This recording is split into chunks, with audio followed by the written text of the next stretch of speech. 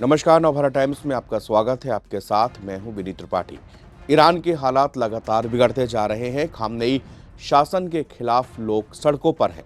जगह जगह आगजनी की खबरें भी सामने आ रही हैं। वहीं ट्रंप भी ईरान को धमकाते हुए नजर आ रहे हैं। बीते 2 सप्ताह से जारी विरोध प्रदर्शन गुरुवार को उग्र हो गया।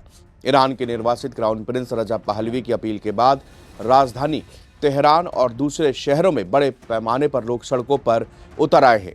ये 2 हफ्तों से जारी रैलियों में अब तक का सबसे बड़ा प्रदर्शन था। इसके बाद ईरानी शासन ने बड़े पैमाने पर सुरक्षा बलों को सड़कों पर उतार दिया है। देश भर में इंटरनेट कनेक्टिविटी रोक दी गई है और टेलीफोन लाइनों को भी बंद कर दिया गया है।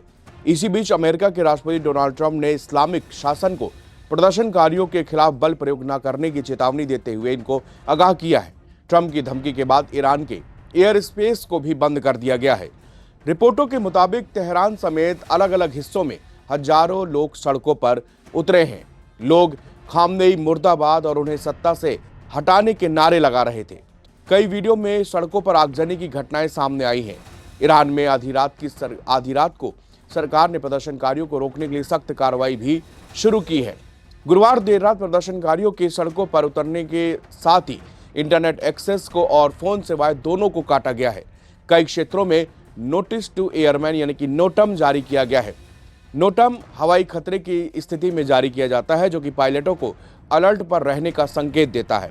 देश में कई जगहों पर डिफेंस सिस्टम को भी एक्टिवेट किए जाने की जानकारी सामने आ रही है। इंटरनेट मॉनिटरिंग ग्रुप नेटब्लॉक्स ने कहा है कि लाइव डेटा से पता चल रहा है कई सर्विस प्रोवाइडर्स में कनेक्टिविटी ठप हो गई है, जिससे देश के बड़ा हिस्से में इंटरनेट बंद हो गया है। नेटब्लॉक्स ने कहा कि लाइव मैट्रिक्स से पता चलता है कि ईरान अब देशव्यापी इंटरनेट ब्लैकआउट के बीच में है। अमेरिकी राष्ट्रपति ट्रंप ने ईरान की कड़ी चेतावनी दी और कहा कि अगर अधिकारी प्रदर्शनकारियों को मारना शुरू करते तो अमेरिका सख्त कार्रवाई करेगा। ट्रंप ने कंजर्वेटिव रेडियो होस्ट ह्यू डेविड के साथ में बात करते हुए कहा कि मैंने ईरान को बता दिया है कि अगर वो लोगों को मारना शुरू करते हैं जैसा कि वो अपने दंगों के दौरान करते आए हैं, तो हम उन पर बहुत जोरदार हमला करेंगे।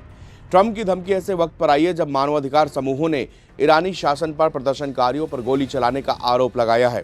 मानवाधिकार कार्यकर्ताओं का कहना है कि प्रदर्शनों से जुड़ी झड़पों में पहले ही 45 लोग मारे जा चुके हैं, जिसमें से 8 नाबालिग हैं। नॉर्वे स्थित एनजीओ ईरान ह्यूमन राइट्स ने कहा है कि गुरुवार को प्रदर्शन शुरू होने से पहले सुरक्षा बलों ने कम से कम 45 प्रदर्शनकारियों को मार दिया है। बुधवार सबसे खूनी दिन था, जिसमें 13 प्रदर्शनकारी मारे गए हैं। ईरान के सरकारी मीडिया ने अशांति के पैमाने को कम करके दिखाया है। कुछ मामलों में तो यह भी कहा गया है कि कहीं कुछ भी प्रदर्शन नहीं हो रहा।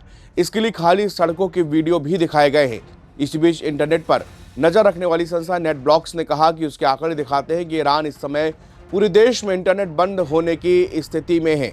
संस्था ने कई शहरों में इंटरनेट कनेक्शन बंद होने के मामले में चेतावनी देते हुए कहा है कि यह घटना डिजिटल सेंसरशिप के उन कदमों की बाद आई है जिसमें देश भर में हो रहे प्रदर्शनों को निशाना बनाया गया है।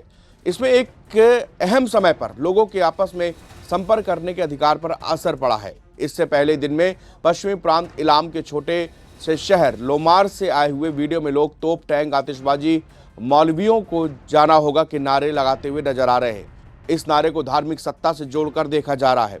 एक दूसरे वीडियो में लोग एक बैंक के बाहर कागज हवा में उछालते हुए दिखे। एक अन्य दूसरे वीडियो में इलाम, करमनशाह और लोरिस्तान प्रांतों के कई ज्यादातर कुर्द आबादी वाले शहरों और कस्बों में दुकानें बंद दिखी हैं। यह घटनाक्रम निर्वासित कुर्द विपक्षी संगठनों की उस अपील के बाद सामने आए जिसमें उन्होंने इलाके में प्रदर्शनों के दौरान घातक कार्रवाई के विरोध में हड़ताल का आह्वान किया था। कुर्द मानवाधिकार संगठन हेगांव के मुताबिक अशांति के दौरान इलाम, करमनशाह और लोरिस्तान में सुरक्षा बलों की कार्रवाई में कम से कम 17 प्रदर्शनकारियों की मौत हुई है। इनमें से कई कुर्द या लोर जातीय अल्पसंख्यक समुदाय से थे। बुधवार को पश्चिमी ईरान के कई शहरों और कस्बों में, साथ ही दूसरे इलाकों में भी प्रदर्शनकारियों और सुरक्षा बलों के बीच हिंसक झड़पें हुई थी। IHR का कहना था कि यह अशांति का अब तक का सबसे घातक दिन था, जब पूरे देश में 13 प्रदर्शनकारियों की मौत हो गई।